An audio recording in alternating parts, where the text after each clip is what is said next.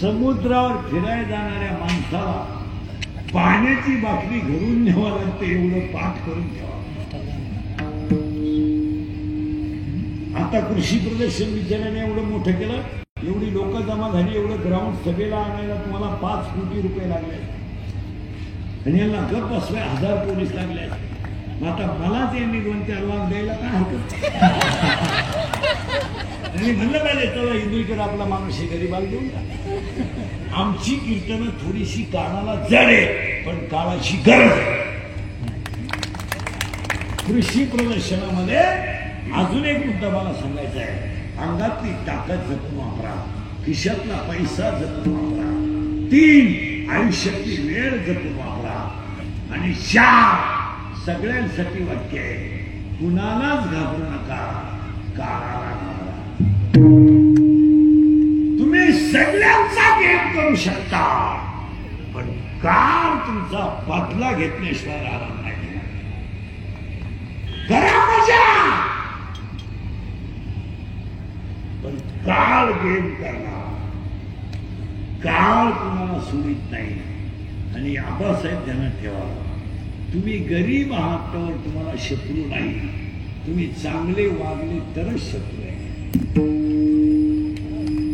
शत्रू वाईट वागणाऱ्या माणसाला कधीच नाही. तुम्ही पिऊन गटारीत पडा, तुम्हाला मानणारा वर्ग आहे. माळ घाला तरच दुश्मन आहे. जमीन ही का लोक तुम्हाला दानशूर म्हणणार, आणि तुम्ही गुंटा घ्या तुमच्या लोकांनी लोक बसणार. हे कधी ध्यानात ठेवा. हे इंदुरीकरचे वाक्य. आणि पुन्हा सांगतो आबासाहेब, हे शत्रू कधीच बाहेरचे नसतात.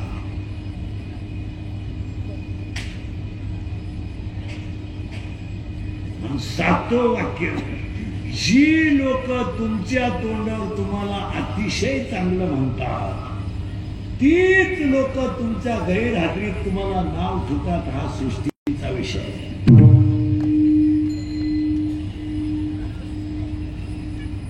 आपल्याला वाटतं नाही, ज्याची बुद्धी हरीच्या चरणावर स्थिर झाली ना, तो नर कसा आहे. बुद्धी